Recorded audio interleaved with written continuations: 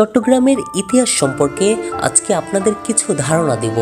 চট্টগ্রামের আসল নাম কি ছিল, চলুন বিস্তারিত ভিডিওটিতে জানা যাক।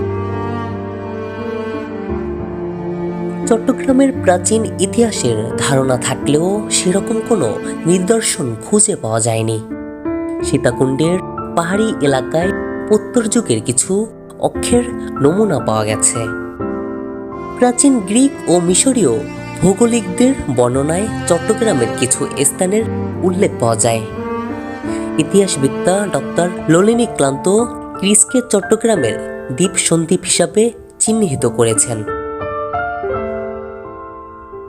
1776 সালে প্রণীত ব্রিটিশ মানচিত্রে চট্টগ্রাম সরকার, তখন চট্টগ্রাম নামটি সরকারি দলিলে প্রচলিত ছিল না। এর নাম ছিল ইসলামাবাদ, যা 1666 সালে মুঘল সুবাদার শায়েস্তা খান রেখেছিলেন। স্থানীয়ভাবে ইসলামাবাদের আটপরে নাম ছিল চাটিগাঁও। ব্রিটিশরা এই নামটি গ্রহণ করে। চাটিগাঁওয়ের সংস্কৃত উচ্চারণ চট্টগ্রাম।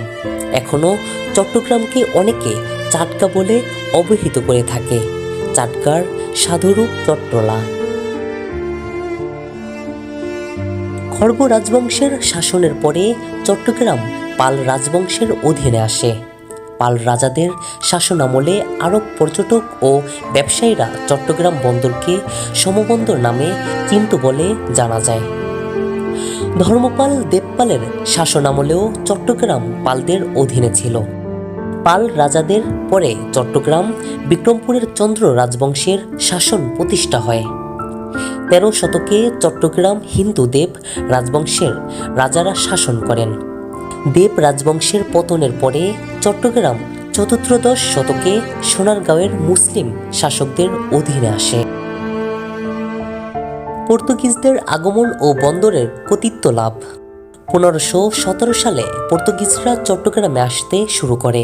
বাণিজ্যের চেয়ে তাদের মধ্যে জলদস্যুতার বিষয়টি প্রবল ছিল।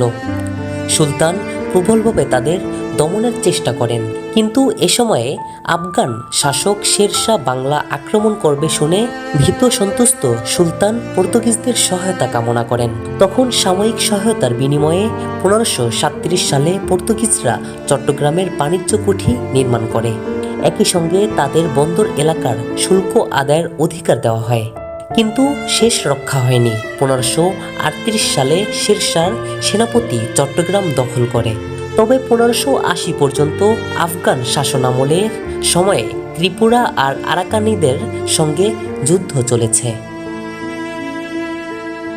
ভিডিওটি যদি আপনাদের কাছে একটু ভালো লাগে, অবশ্যই আমাদের চ্যানেলটি সাবস্ক্রাইব করে পাশে থাকুন।